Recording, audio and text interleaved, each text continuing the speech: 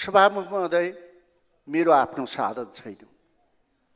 म बिहान सदनमा आउँदा पठाउ वा इनड्राइभबाट आउने गर्दछु।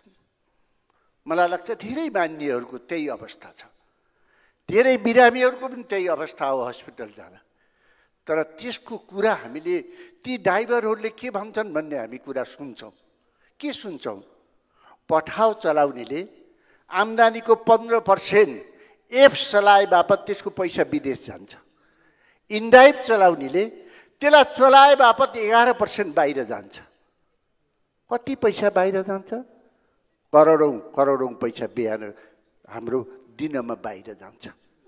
राज्य छ, नेतृत्व छ, विज्ञ छ, भाषण गर्छ, अझ भएन भने किताब पनि लेख्छ जानी नजानी, निर्देशन दिन्छ, अधिकारका कुरा गर्छ, कर्तव्यको कुरा गर्दैन।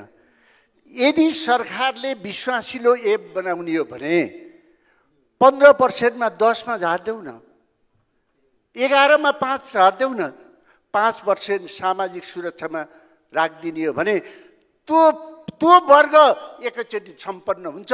उसलाई उमेर गइसकेपछि वृद्ध भत्ता दिन पर्दैन, त्यो आफै सम्पन्न हुन्छ, त्यो खुसी हुन्छ।